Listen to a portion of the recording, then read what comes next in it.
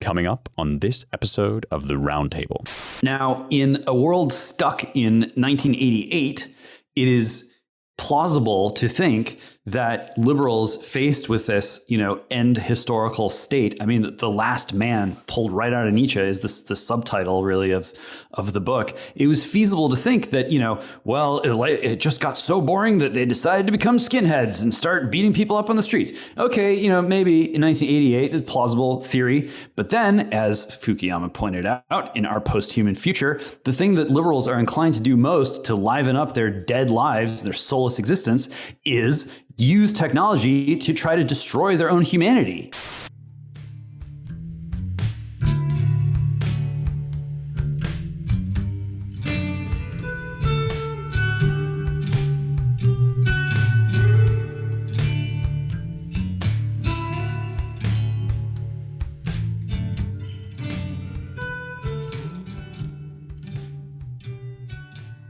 Welcome, everyone, once again to the Roundtable, the Publishers and Editors podcast at the American Mind at the Claremont Institute. I am your host, back from various conflicts and travels and traipsings, Ryan Williams, president of the Claremont Institute, publisher of the Claremont Review books and the American Mind.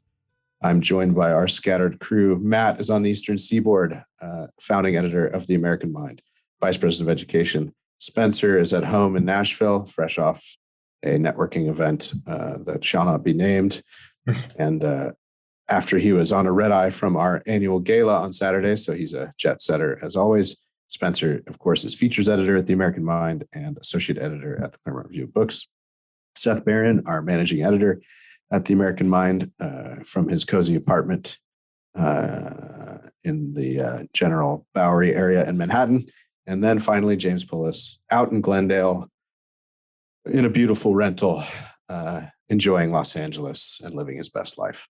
James, of course, is our executive editor. Sorry, I get too ebullient and verbose with introductions, I guess, when I've been gone for weeks. But thank you, Spencer, for holding down the fort. We thought perhaps we'd open today with, forgive us, another little piece from the Bulwark. There's this interesting open letter in defense of democracy published by the crew at the Bulwark and in coordination with the New Republic. And the title was, as I said, an open letter in defense of democracy. It's putatively by Todd Gitlin, Jeffrey Isaac, and Bill Kristol. Co-signers include a real motley crew or murderer's row: Max Boot, Mona Charen, Noam Chomsky, that's an interesting wild card, the great Laura Field, who loves to write about Quran every 4 days, John Judas, Bill Galston, longtime fellow at Brookings, Frank Fukuyama, many of you know Fukuyama from his books on liberalism and the modern world, John McWhorter. This is the most surprising to me. John has been railing against identity politics these days. His day job is, of course, at Columbia University. I think people like John ought to know better than to sign on to this kind of thing. A deep cut for us political science graduate student veterans or former graduate students. Jane Mansbridge from the Harvard Kennedy School has written about deliberative democracy and other things. And then the great Charlie Sykes, editor of the Bulwark. There are a few more. It's sort of a mix of liberal think tank types, left of center academics who sometimes claim to be conservatives, and then the normal haters at the Bulwark of Claremont's project and other stuff. So I just wanted to read. It's not a very long letter. I'm not going to read the whole thing, but I thought one of these paragraphs is pretty illustrative. In a way, I will start with. I was going to say I'll start with the things they announced together, but actually I want to start with their main lead-in paragraph. So they think liberal democracy is under threat, and they say the following. The primary source of this danger is one of our two major national parties, the Republican Party, which remains under the sway of Donald Trump and Trumpist authoritarianism, unimpeded by Trump's defeat in 2020 and unfazed by the January 6th insurrection. Trump and his supporters actively work to exploit anxieties and prejudices to promote reckless hostility to the truth and to Americans who disagree with them, and to discredit the very practice of free and fair elections in which winners and losers respect the peaceful transfer of power. So with that preface launched, they say, we vigorously oppose ongoing Republican efforts to change state election laws to limit voter participation. We vigorously oppose ongoing Republican efforts to empower state legislatures to override duly appointed election officials and interfere with the proper certification of election results, thereby substituting their own political preferences for those expressed by citizens at the polls. We vigorously oppose the relentless and unending promotion of unprofessional and phony election audits that waste public money, jeopardize public electoral data and voting machines, and generate paranoia about the legitimacy of elections. We urge the Democratic-controlled Congress to pass effective national legislation to protect the vote and our elections, and if necessary, to override the Senate filibuster rule. Now, I have a few of these to take issue with, but the sort of summary version of it, I took the liberties of rewriting their lead-in paragraph. I think us at the American Mind, I don't want to speak for everybody, but I think in general, we'd agree with the following modifications to that clarion call and an alarm bell, which we think many alarms should be raised about our current political situation. But I think we'd put it more like this. The primary source of this danger, that is, we would consider it the danger to constitutionalism and republicanism in America, that is small r republicanism. Primary source of this danger is one of our two major political parties, the Democratic Party, which is increasingly enthralled to woke proto-totalitarianism, unimpeded by Biden's alleged narrow win after running as a moderate return to normalcy, and perhaps edging out Trump only because of exhausted soccer moms. The left's ideologues, academics, Antifa street militias, and a complicit media actively work to exploit anxieties, prejudices to promote reckless hostility to the truth and to Americans who have the wrong skin color and may object, and to discredit the very practice of constitutional and rule-based elections under the pretense of a permanent and fake public health crisis, and the lie that voter fraud has never made any difference in any election ever. So with all that, have at it, boys. Well, let's start the pile-on. I mean, look, it is a scandal that Francis Fukuyama is spending his time doing this and not pounding the pavement, screaming in the streets that his prophecies in his underappreciated book, Our Posthuman Future, are coming true. I've learned many things from Francis Fukuyama. Both Our Posthuman Future and, of course, The End of History. The End of History ends, the book anyway, with a caution that, liberals might find their regime form so boring and so inert and so soul-sucking and so vacuous and empty that they will seek to liven up their lives somehow by departing in some way from liberalism. Now, in a world stuck in 1988, it is plausible to think that liberals faced with this, end historical state. I mean, the last man pulled right out of Nietzsche is the subtitle really of the book. It was feasible to think that, it just got so boring that they decided to become skinheads and start beating people up on the streets. Okay, maybe in 1988, a plausible theory. But then, as Fukuyama pointed out in Our Posthuman Future, the thing that liberals are inclined to do most to liven up their dead lives, their soulless existence, is use technology to try to destroy their own humanity and give their protean consciousness free disincarnate reign and turn their bodies into toys instead of sacred holy objects. So guess what's happening right now? Exactly that. I mean, I've gone over this more times than we can count on this podcast. I won't rehearse the argument. If you really want to hear it, go to humanforever.us, sign up for the book, and you'll get 300 tasty pages all about it. But it's clear that this is what our regime is doing. I mean, the U.S. is, I believe, the first country in the world, in all of human existence, possibly in the entire cosmos, to offer a passport with an X where your quote-unquote gender, your biological sex should be if you don't feel like identifying as male or female.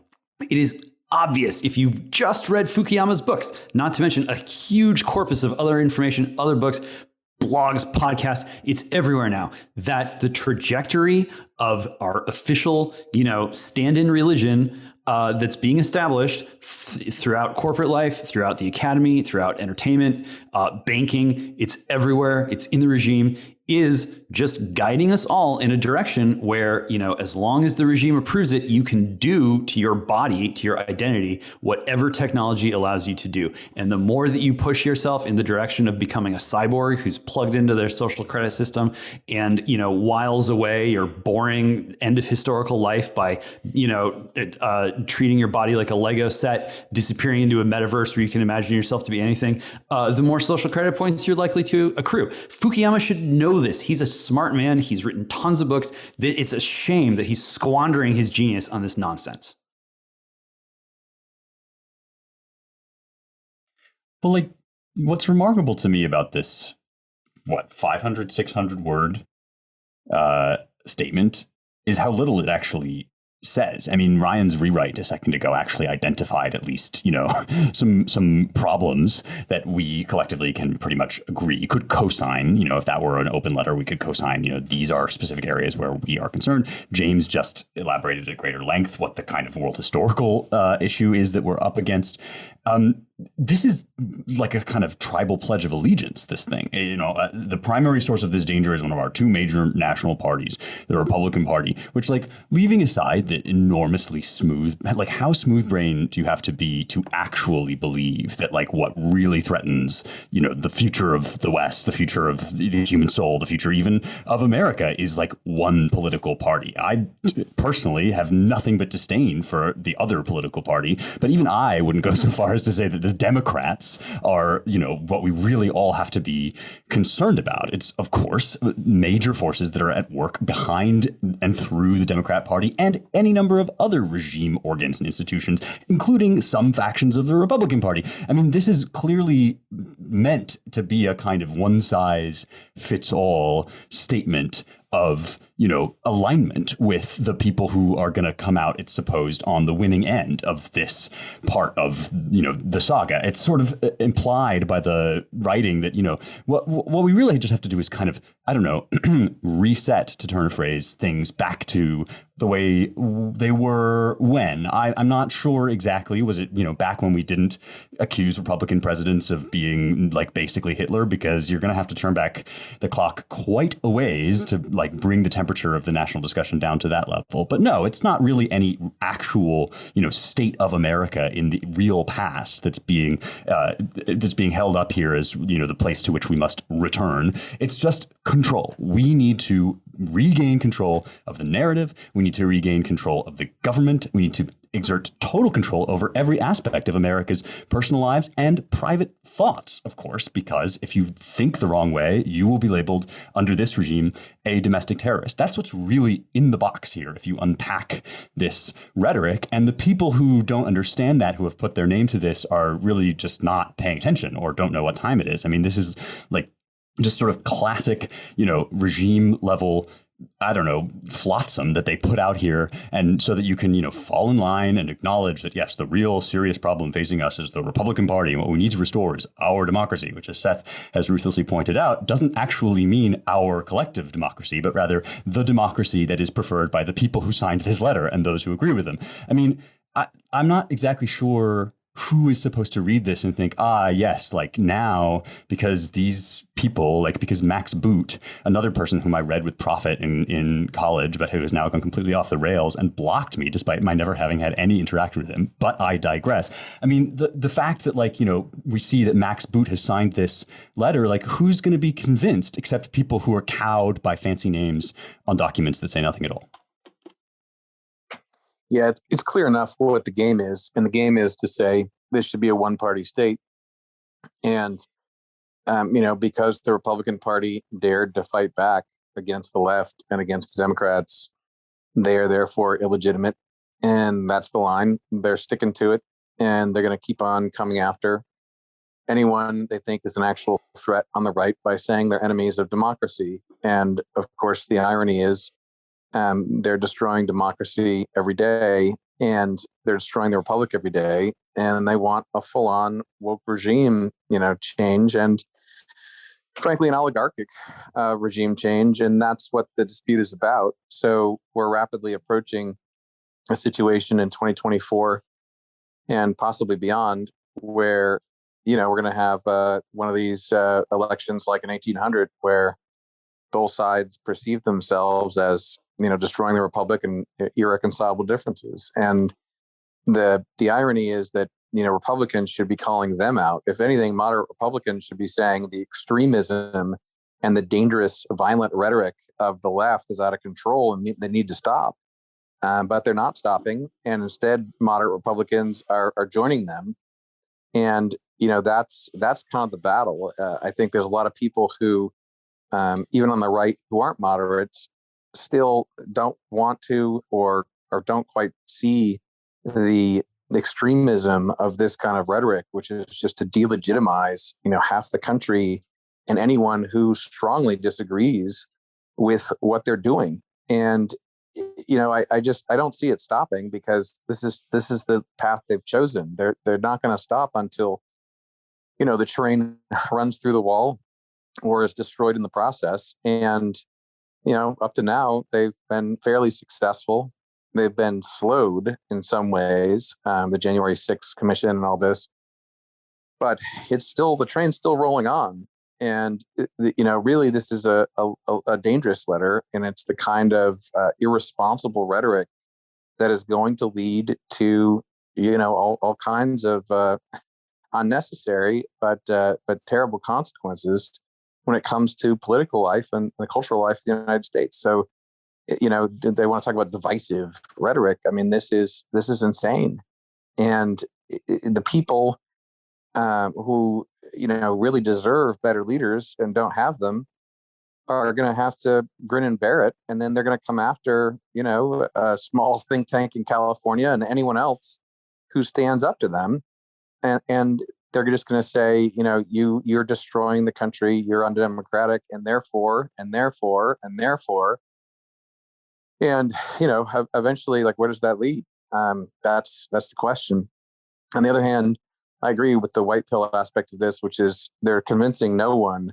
And it's interesting how those who are most up in arms and most irresponsible with their rhetoric and most transparently, partisan are these so-called moderates and the people who, were thrown from power on the right, who are bitter, angry, and obsessed. I mean, the rage flies off the page every day.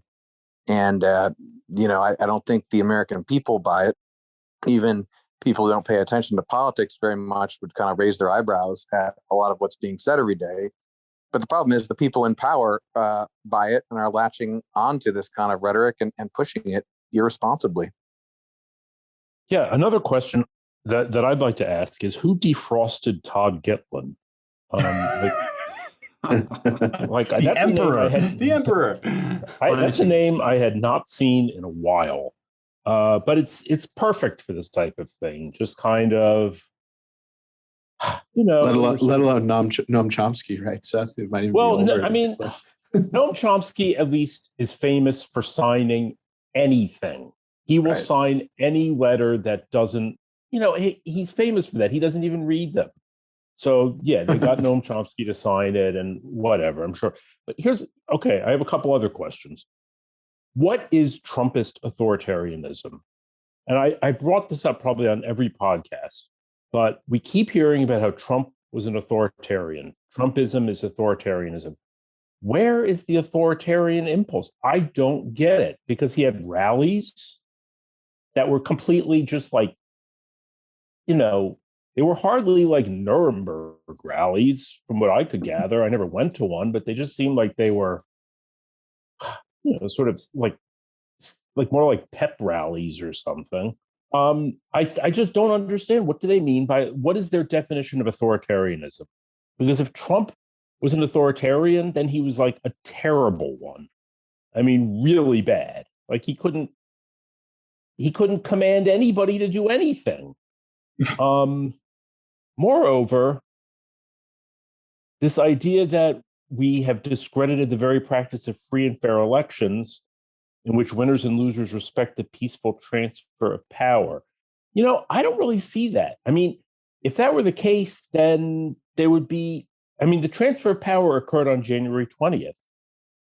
And it happened. There hasn't, who's been opposing it?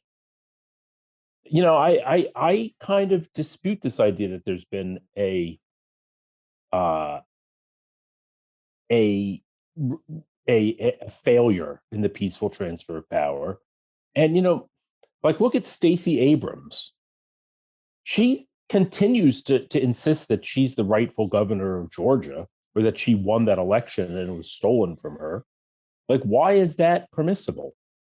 But any questions about the 2020 election, which was palpably held, with all kinds of questionable things going on regarding balloting, that's totally out of bounds. That's just completely off limits. And you know what? Just one more thing. Trump last week, maybe we talked about this already, but he said, this was just so bizarre. He said, Election Day was the insurrection. January 6th was the protest. And that's pretty out there. But in a way, if Trump Trump took the term fake news away from the left, which just was really trying to push that, and spun it on them. And if he could do that to insurrection, it would be like a masterstroke. I don't know if that's going to work, but I think it certainly has some gravity. Well, just a note to your point about Trump was a really bad authoritarian if he was one. Because, of course, you're right. They just work themselves up into this rhetorical froth where they can throw these words around and nobody questions them. But I do think they're actually gearing up for kind of exactly that argument, Seth. Trump was the sort of bumbling, buffoonish version of this dangerous tendency, which actually, doesn't limit itself to Trump at all. It's about you, right? It's about, the people in the flyover states who go to their school boards or whatever, or run for local government. And it's the next one who we really have to watch out for. It's the Ron DeSantis who will be cunning and more presentable.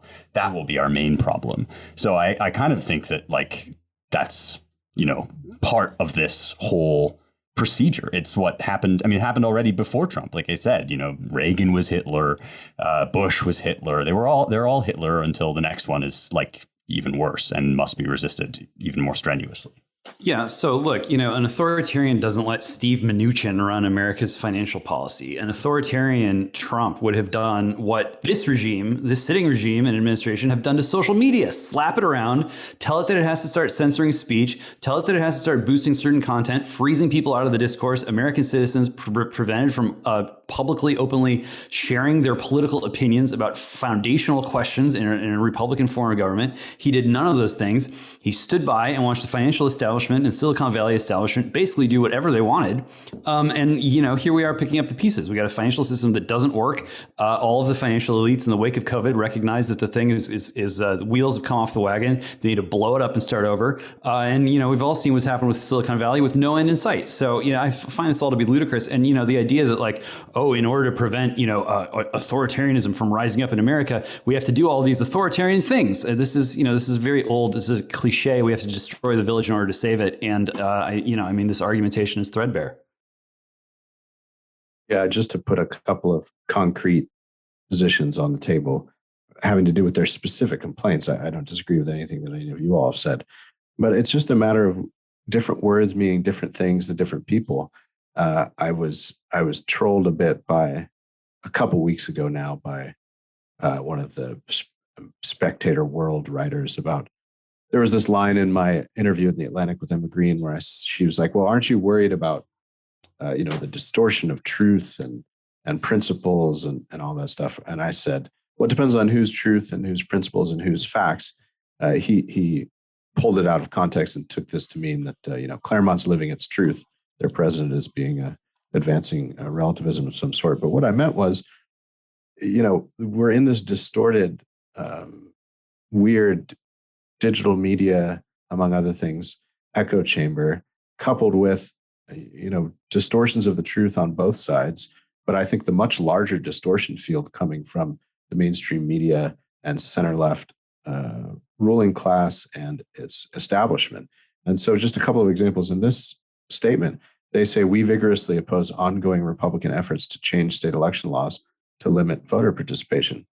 But it used to be the case that Bill Kristol and others on the right should have known that laws to limit voter participation mean very different things when offered by partisans and ideologues on the left or folks on the right. The left thinks that any limit on voter participation at all, even limits that would come from asking for photo identification or having some, as we saw during the explosion of mail-in ballots and absentee ballots during COVID, requirements for validating signatures, for massive mail-in balloting that's more prone to duplication or fraud or anything else. Limiting, putting controls on that sort of thing to the left is limiting voter participation, and it's especially denounced as racist voter limitation of voter participation if those kinds of things have a disparate impact on minority voters. So, we're just talking about two different things here because our premises differ. And this is kind of a recurring theme on this podcast in which we dispute epithets and accusations thrown by one side against the other. And the next one is just the next paragraph. We vigorously oppose ongoing Republican efforts to empower state legislatures to override duly appointed election officials and interfere with the proper certification of election results. Well, the rub is the terms right there and the premises behind them. It's the Constitution, after all, that empowers state legislatures to set the manner of elections.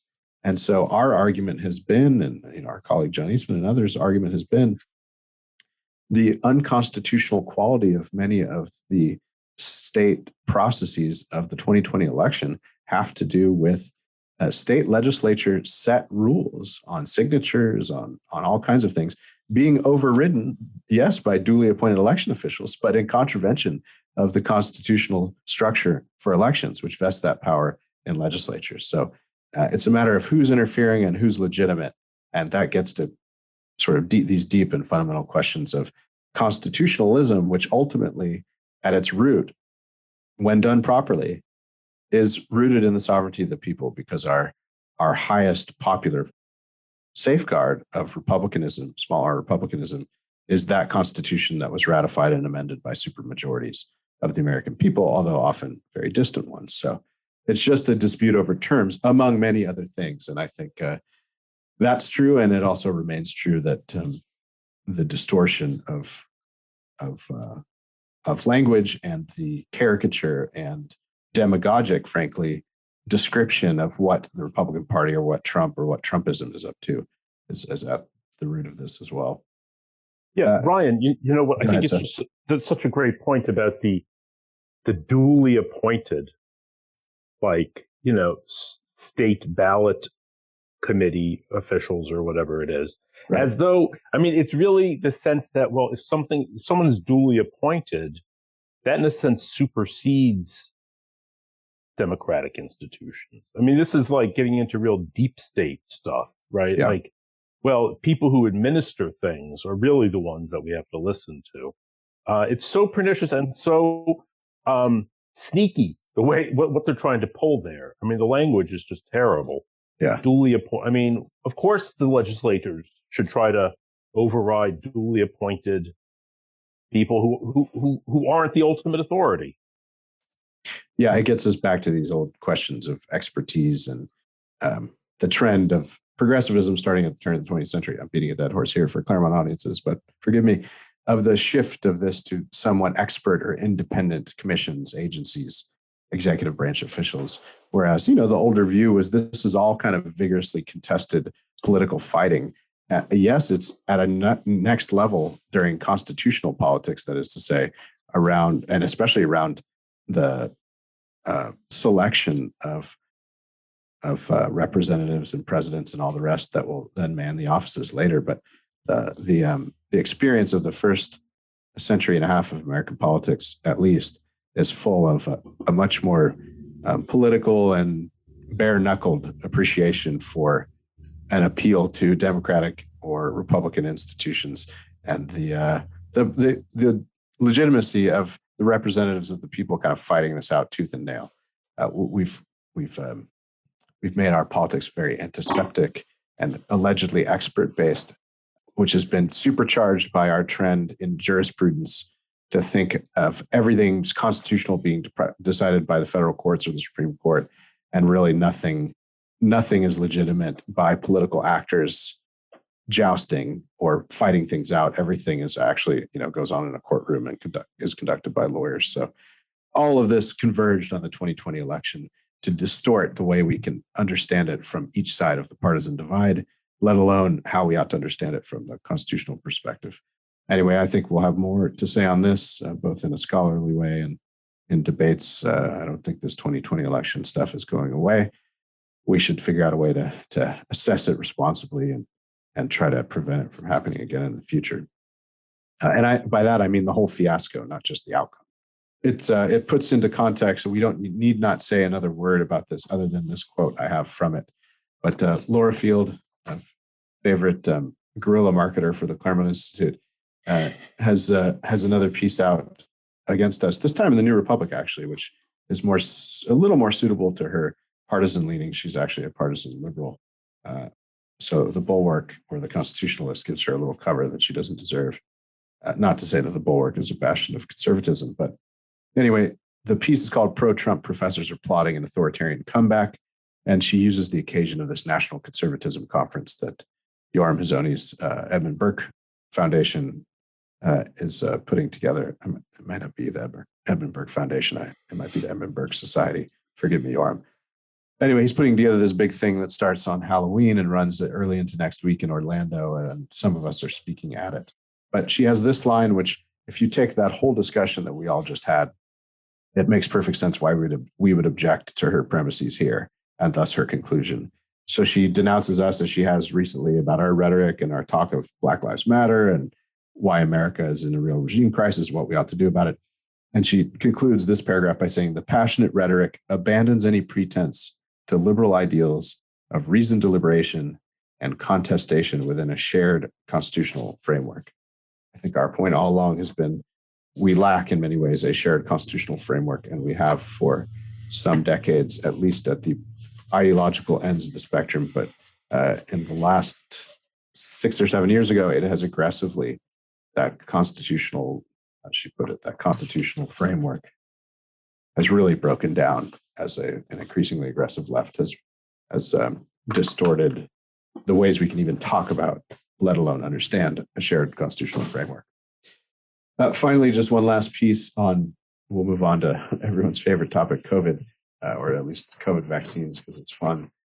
There's this Axios piece that I didn't say we were going to talk about right before this, gents, but I wanted to. I maybe mentioned it offhandedly. I just wanted to read from it quickly. Axios, they're doing one of these bullet by bullet explainers, and the title is Billionaires Back New Media Firm to Combat Disinformation. Here's just a few top line pieces. A new public benefit corporation backed by billionaires Reid Hoffman, George Soros, and others is launching Tuesday to fund new media companies, that is yesterday, and efforts to tackle disinformation. Good Information, Inc. aims to fund and scale businesses that cut through echo chambers with fact-based information. As part of its mission, it plans to invest in local news companies. The group will be led by Tara McGowan, a former Democratic strategist who previously ran a progressive nonprofit called Acronym. You got to love the titles of these places. It invested in for-profit companies that built media and technology solutions for progressive causes. It ran one of the largest digital campaigns to defeat President Trump in the 2020 election, totaling $100 million. One of the companies it invested in, called Shadow, made headlines last year for contributing to the delayed reporting of the Iowa caucus results. I don't even know why that's interesting, or I don't know, but it sounds bad, actually. Hoffman, the founder of LinkedIn, backed Acronym, that is Reid Hoffman. Good Information is launching with a multi-million-dollar seed investment for blah, blah, blah. We're disclosing our investors because we believe, especially right now in this environment of mistrust, that transparency is really important. There's that at least. We're glad to know who's funding it. Acronym faced an FEC complaint last year that alleged it wasn't transparent enough about Courier's backing. The complaint was eventually dropped. So finally, Good Information, Inc. will invest in new businesses and solutions that tackle the disinformation crisis. That could mean funding new or existing companies that boost news from existing news outlets. And then probably most deliciously, although backed and launched by progressives, McGowan says the group could make investments in entities across the political spectrum so long as their editorial standards support fact-based information. She points to The Bulwark, a center-right news site founded in opposition to Trumpism, as an example of the type of center-right news outlet it could find. The information crisis we're in is so much bigger than politics, McGowan said, et cetera, et cetera, et cetera. So, and just another example to close off our theme here, and you guys can comment on this if you want, but disinformation these days is in the eye of the beholder, and you have at least two beholders, and they're on opposite sides of the political spectrum.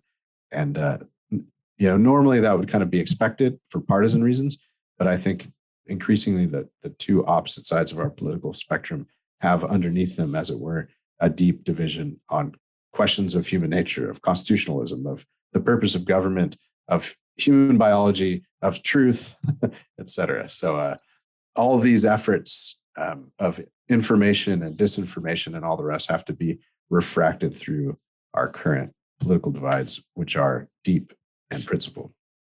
Yeah, these disagreements are inevitably and inherently going to extend into basic questions of the regulation and use of technology. I mean, when they say, this is so much bigger than politics, what I hear is technology is so powerful that it cannot be trusted to ordinary people practicing politics, to citizens. If technology is so powerful that citizenship is obsolete, then if that's really the underlying argument that they're wading into the public square with, then they should expect backlash, and they should expect people who do not have PhDs, people who are not professional word slingers, people who are not pundits or gurus, or take whatever your sort of Indian loanword is and apply here. They should expect those people to stand up and yell at them, not having sophisticated intellectual arguments to present. It's obvious that if technology has become too powerful for citizenship, then America is not long for this world, and our form of government is on death's door, or at least on the bottom rung and the ladder to the guillotine. That's just not acceptable. The onus is on us in the United States of America to figure out, to actually do the work, as they say, to figure out how we can make our powerful technologies serve our way of life, our form of government. If we cannot do that, and if you're not working on that project and you're making noise in politics about how bad things are, you are misguided. Take a step back, read some material, think again, and try harder. Yeah, and the rhetorical sheen here is the same as what we were talking about earlier. It's, for all this talk about, well, we still need dialogue, and, we can still get along, and then blaming the right for, the few on the right, the people on the right like us who are out there, actually in the fight, and saying, identifying root causes and all the rest. The tactic has changed. We're long past the usual kinds of arguments that we used to be able to have, and this is an example of it. It's a media op that is, designed to delegitimize the other side. So what are they doing? They're not engaged in the fight in terms of the argument. They're engaged in the fight by labeling misinformation or everything they disagree with as false. And they will ultimately use technology to do that. And that's what the fight is about, to just squelch it completely. But this is, in the old media, the rhetorical sheen of it is to say your side is delegitimate. We're going to delegitimize you because you don't deserve to be heard. And what you're saying is a pack of lies, and therefore we need these misinformation campaigns, and we will, eradicate ultimately your view from the public square, and we'll do that, digitally. We're just going to delete you, and worse than that, of course, we're going to change you and change your kids into whatever we want, and so this is, pure tyranny, really, at the root of it. And you think about the rhetorical kind of media role on the right. We have a lot of commentary, I guess. We have outlets that give political commentary, but there's not a lot of people thinking big enough about getting outside the frame, and that's what they do. I mean, that's what they're doing with this campaign, and it's a merging of all these different factors, of all these different powers together into one kind of Borg where. It's like Fusion GPS meets the New York Times, meets the IC, meets the, administrative state. and it's full court press on just really a kind of state-run media that is working for a one-party state. That's the goal, and it should really wake people up to what is actually needed in terms of media. Not the answer is a hell of a lot is needed that we don't have right now. Just to the Oh, no, go ahead. well, all I was going to say is it's funny because Reid Hoffman and George Soros are going to fund a new media, just anti-disinformation project. It's like, again, haven't they done this already? I feel like this has just been like the whole last 4 or 5 years have just been a steady process of rolling out new anti-disinformation, fact check, different platforms and venues. I wonder, what is the marginal utility of this? I guess like what you said, Matt, like they want to sort of encompass everything into some kind of Borg of total information, total control, total awareness. But I just, but in reality, it seems like it's kind of been there, done that. What's new here? Well, it's kind of getting at what I was going to ask, which is like, just at a very basic level, when has it ever been the case that the good guys were the ones saying, like, we have a crisis of truth and we need to respond to it by zapping some of the outlets and opinions out of existence? Like, crises of truth are one, I think, pretty regular feature of technological revolutions. I'm like stepping into James's territory here, so he can correct me if I'm wrong, but I don't know. It seems like there's a whole lot of scholarship about the relationship, for example, between the printing press and the Protestant Reformation, right? Another crisis of like, what is true? How do we know? And it just never strikes me as a position of strength, control, or rationality when people respond to that kind of a crisis with like, and so what we must do is, reassert our control, the control that we had before this technological revolution. We need that kind of control back again, but bigger, so that what we can do is stop people from saying like one part of this crisis of truth. Like I just, they obviously don't hear themselves. And Seth, like the iterative part of it seems like a really clear indicator of that, which is like, this is just not the way to go about this sort of thing. And it's doomed to fail, but also to cause like a ton of grief and misery en route, which just sort of makes me feel as if, they just like, it's the "are we the bad guys" meme. Like, this is just sort of a dead end in terms of responding to the kinds of issues that James is raising. Yeah, and the underlying power is probably more the bots and algorithms, and I kind of agree with both of you on that. I agree with what Seth is saying. There's a certain aspect to it where it's like so boring I can't read the whole press release and I just roll my eyes, right? And I know I'm not the only one. It's like, oh, Reid Hoffman and George Soros. It's kind of interesting that Reid Hoffman is joining him, I guess, but it's all one Borg anyway. What are they doing? Oh, misinformation. Haven't heard that before. Are you gonna do a lot of fact checking? I do think that the value of that is questionable, because everyone got used to it really quick. One side knows fake news, and there's probably more people in the middle kind of waking up to, increasingly looking at the polls, not trusting the media anyway.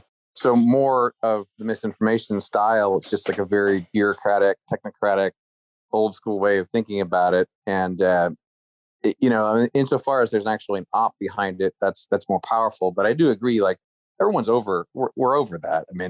Misinformation, that's the real trick, isn't it? What's misinformation? So that's true. And there is something to the fact that, people there's something about this that it is getting worse for them, which is why they keep on doubling down, because they realize these campaigns aren't really working. Like Snopes isn't working. None of it's working. It just is there for midwits who are already on their side to, like, put it up in comments online somewhere. And it doesn't really convince anyone, but it's like they're using a lot of cultural firepower. They're just keeping all the coal they have into the flames to keep those midwits on their side, and to reiterate over and over again to the people who are not really part of the ruling class but want to be, or are more directly ruled by them than others. They don't want them to break and to leave, and they have to assert over and over again, like, no, we are the good side, they're the bad side. You have to get in line. That's misinformation. I'm going to flag everything they say. You got to know what the official position is of the board. And we're going to provide more and more venues for that official position to be known everywhere you look. And, you hope at some point people wake up and realize, wow, this sounds tyrannical. Lives are at stake. Democracy itself is at stake. Our democracy is at stake. Yeah, that's right. Well, good. That was all actually all tied together pretty nicely. We wanted to talk quickly about, because it doesn't merit too much of our time, about the latest from the CDC. This is actually not about the FDA's recent, or was the CDC panel? I don't know. Their recent vote to recommend the approval of vaccines for children 5 to 11. But rather, this is some immunocompromised people can get the 4th vaccine. It's in the Hill. I'll just read a few paragraphs. The Centers for Disease Control and Prevention issued updated guidance Monday saying some immunocompromised people can get a 4th COVID-19 vaccine dose for additional protection. The federal agency permits moderately and severely immunocompromised adults to get a 4th booster shot if they completed an initial series of an mRNA vaccine and received a 3rd additional dose. The 4th shot can be administered 6 months after the most recent dose. The adjusted recommendations come days after the CDC approved mix and match booster shots, where a person receives a different brand dose from their initial vaccination. Under this guidance, moderately and severely immunocompromised people who got the Pfizer or Moderna vaccines for their first 3 shots can get a different booster shot if desired. The CDC distinguished the definitions for additional dose and booster shot, saying an additional dose referred to a subsequent shot for people thought not to have an adequate immune response to the initial vaccine series. Booster shots, on the other hand, refer to a subsequent dose given to those whose protection from the initial vaccine series is expected to have decreased over time. Among other things in here is at least the implied recommendation that if you really want to be protected by the J&J vaccine, you should get a shot every 2 months for the rest of your life, I assume. Or at least until, the respiratory viruses never really go away. They kind of, sometimes if you're lucky, they mutate into, more benign forms. So maybe at that point we could stop all this. But I just thought this was amusing because, look, it makes sense for very immunocompromised people. It seems pretty clear that for that demographic, especially, and for the very old, the chance of severe illness or hospitalization drops dramatically with quote unquote vaccination re-upping or boostering. I say quote unquote because, as I'm not the first to point out, this is a weird looking vaccine. If it has 40% of efficacy or so, it doesn't really prevent you from contracting it. Doesn't really prevent you from transmitting it. It does, it seems, especially in certain categories, keep you out of the hospital and keep you from severe illness, and that's good. But again, as we've argued all along, this looks much more like a prophylactic than a vaccine. And I think the net effect of this constant coverage of boosters and 3rd shot and 4th shot is just going to lead the COVID paranoid populace, which seems to be half of Americans or so, to just treat all this recommendations for the immunocompromised as really the next level of actual full vaccination. And you see the CDC signaling already that perhaps fully vaccinated as a definition for someone, which, as we've come to see, will in many states and in many cities, maybe perhaps even certain travel categories, certainly coming back into the US, fully vaccinated is an important distinction, which carries with it certain benefits, and without it, certain disabilities and detrimental or inconveniences, to say the least, on day-to-day life, going to restaurants, et cetera, et cetera. So the moving of the goalpost on fully vaccinated, which has been teased now by the head of the CDC, is disturbing. So, this trend is already hitting Europe, and I suspect it will come here, which is to say, pretty soon you won't be fully vaccinated unless you have 3 COVID shots. So this is all, it's just the latest installment in our crazy freak out over a respiratory disease that is really not that deadly for most of the population. And you just marvel at the shifting goalposts and the continuing gaslighting. And look, I mean, it looks like a lot of this requirements and even the mandates are good politics in a certain sense. Half of the country, or a little more than half of the country, seems to continue to be irrationally scared of this disease. And so we barrel on, and our bureaucracies and our health infrastructure and our incipiently tyrannical biomedical security state, takes it all in stride and just assimilates it. It's troubling. Well, I couldn't really follow all of that, but I'm just going to wait for James Corden's next dance sequence. He'll explain it to me. Yeah. Did he do one, or was it just Colbert? Or are they both in on it now? Well, I think he had one originally about the vaccines, but look, I think it's fair, just to get a plurality of information and different sources. I expect Colbert will have a dance sequence, and James Corden will have a dance sequence, and there'll be all kinds of dance sequences explaining the new vaccine regimen. So I'm just going to hold off for that. I want to reiterate my desire to gnaw open my left deltoid, suck the COVID vaccine out of it, and spit it in the face of whatever passerby is wearing a mask. I mean, these chuckleheads are so clueless about, well, maybe that's being too generous. I feel as if there is this just staggering degree of communications failure, which is probably failure on some people's parts and probably politics on a lot of other people's parts. As you said, Ryan, this respiratory illnesses don't go away.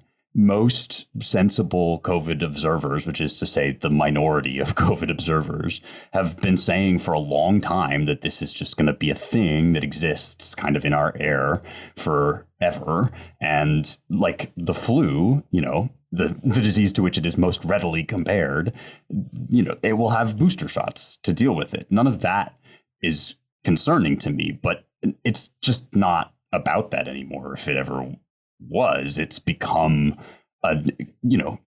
for a certain segment of the population, it has become this real red meat issue. And I feel like one major question on my mind is how big is that segment of the population? Because there are definitely people baying like wolves for the non-vaccinated of the latest stripe, be it 2 jabs, 3 jabs, 4 or 10, for those people to be summarily executed or kicked out of society.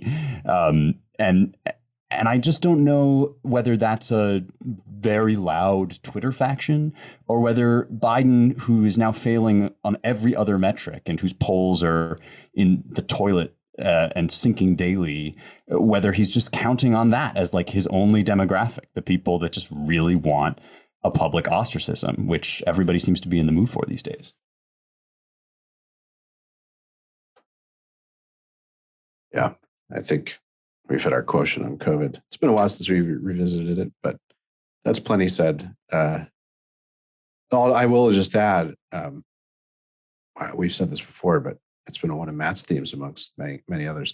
The great sword is going to continue, and there are all these little inflection points that are driving it. The latest in California will be when the FDA finally approves the vaccine for 5+ year-old kids.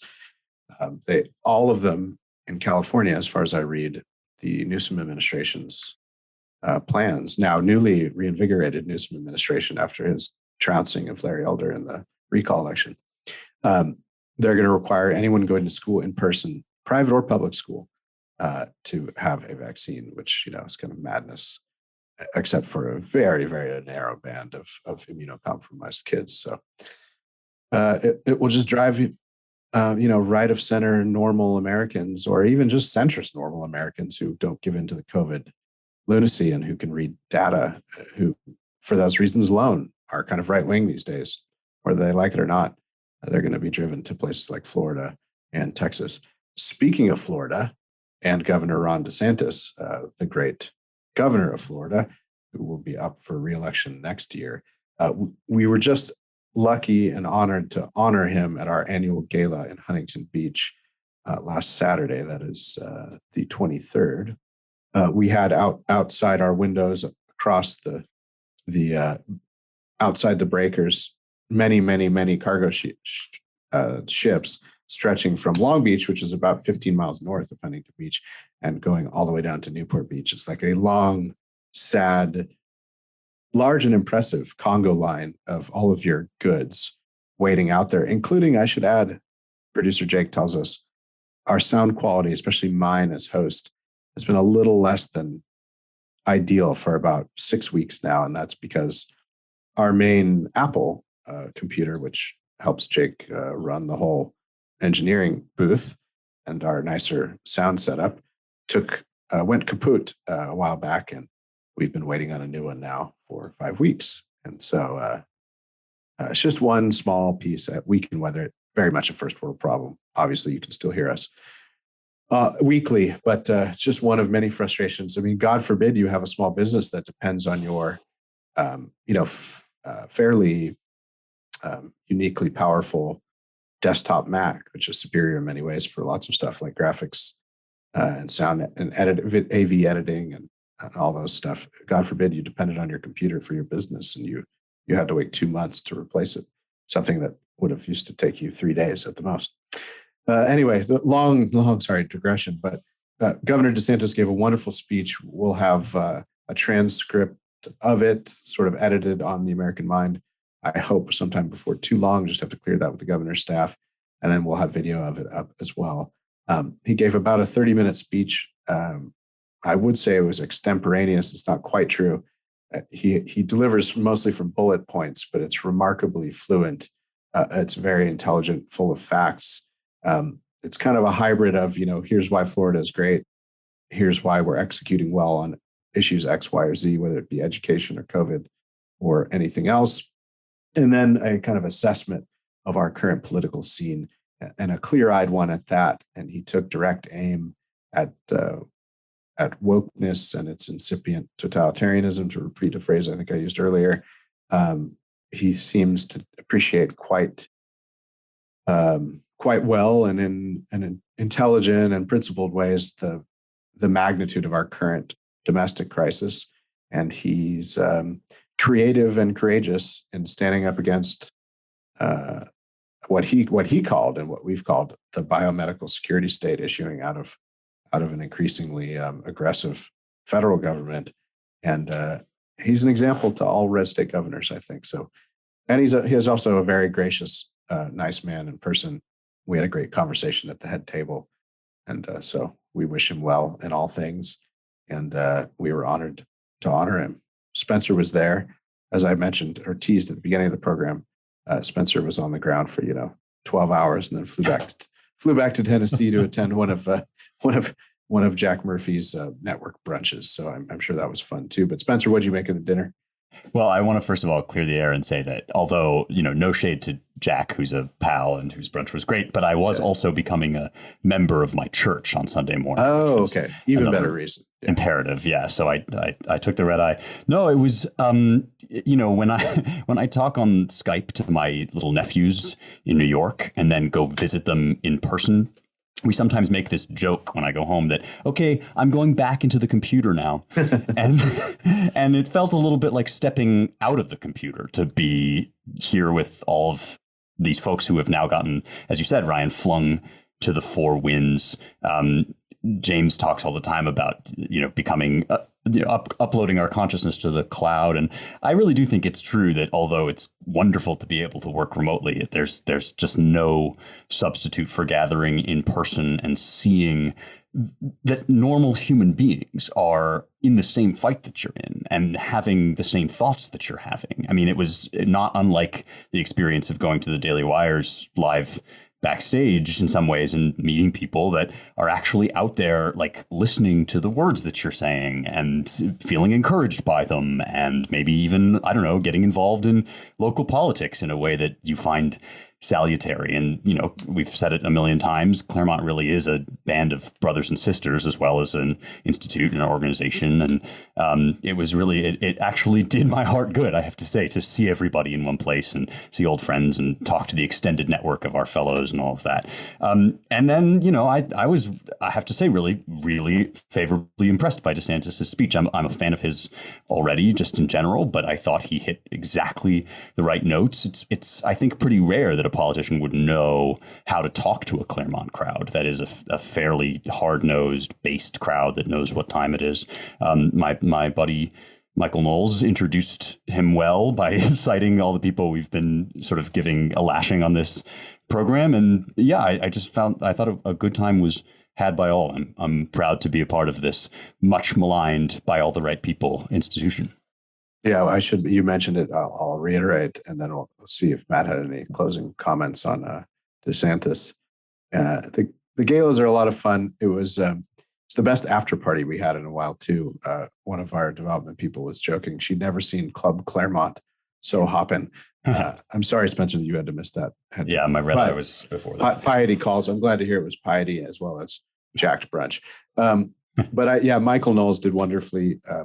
He was a Lincoln Fellow last summer, and he was our MC. And as those who know his work and know his background will not be surprised to learn that he's a pro. He was funny. He was smooth. He was based. It was all a lot of fun. So I guess it's easy to pat oneself on the back. I do have to say, I just have to say it without false modesty. I mean, that was the first time I'd ever been in my life to a conservative event where everyone who spoke, Michael Knowles, Ryan Williams, and Ron DeSantis, were actually talking about what was really going on, what was really important, without apology. And I was very just happy and grateful to be there and proud of that event, because there was none of the usual eye-rolling moments in conservative circles where, there's just kind of false pieties. It was really just straight to the point. We are in, this moment, a historic moment in America, and everyone embraced it and spoke directly to it. And DeSantis was very impressive. And, any kind of complaints one could have about what he says are more like they're minor quibbles or something. Like I don't know any politician right now who is speaking as clearly as he is to the actual issues that face America without any of the cant and the same old rhetoric that you hear on the right. And that bodes well for the future of the country and of the movement. And he was fantastic. Yeah. Yeah, and those of us who've been watching him speak on the hustings, as it were, or in various venues, he gets better and better. And that's no knock against his rhetoric. Which has always been good, combative, and very intelligent. It's just, he's not that old. He's 43 years old.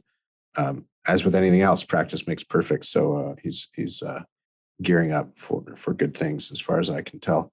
Spencer and James have had to run, but I wanted to just close with this on a lighter note. There was this at Mr. J880 shared this fake map of the United States with the following tagline. He said, "Scientists say this map represents the U.S. in 30 years if we don't reverse climate change." And it's basically the Mediterranean imposed on America. Those who know American geography quite well, with the Straits of Pismo Beach at the far west coast, the Sea of California there, where normally Morocco and Spain and Portugal would be separated by the Straits of Gibraltar. And then the kind of boot of Italy has part of Nebraska and West Dakota at its top, with a piece of Kansas as Sicily. And then the Sea of Illinois would be across the Peloponnese, with in the far sort of what would it be, the far eastern end of the now Mediterranean imposed on America. You've got a little piece of Virginia and West Virginia representing like Cyprus, and then Israel would be like in the middle of Virginia, and then the Great Black Lake would be up where the Great Lakes are. Anyway, a bunch of people bit at this joke and thought it was a real, uncannily familiar depiction of the flooding of Central America, that is the central United States, in 30 years because of climate change. I encourage you all to check it out. It's just a lot of fun. My joke with Spencer, kind of classical world style, was going to be, unfortunately, this is not accurate because the Isle of Lesbos would be somewhere around Tennessee when it should be way out in the west near Northern California. But perhaps that's too immature and cheeky for us to dwell on much longer. But no, that map, it was hilarious because it was a perfect troll for both sides, who just didn't notice the geography. Yeah, if you kind of squint at it and don't zoom in too much, it looks like maybe a real map. And the left and the right were both fact checking it, Forbes and then other left wing sites. So anyway, go check it out. It's fun. And with that, we've gone well into our hour. So I want to thank you all for listening to the Roundtable. If you want to support our work, visit claremont.org/donate. And if you want to learn more about all our projects and writing, visit our websites at americanmind.org, claremont.org, claremontreviewofbooks.com, and our Washington, D.C. Center for the American Way of Life at dc.claremont.org. Please rate us well, share, and subscribe to our podcast at Apple Podcasts or wherever you get your podcasts. Thanks to Jake Gannon and Annalisa Lee, as always, the production and engineering crew. And thank you all for listening. It's good to be back. And I may or may not talk to you next week because Matt and I, at least, are going to be in Orlando. But we will report on NatCon 2, or as I joke about it, Hazoni Palooza, when we're back next week or the week after. Thank you all for listening.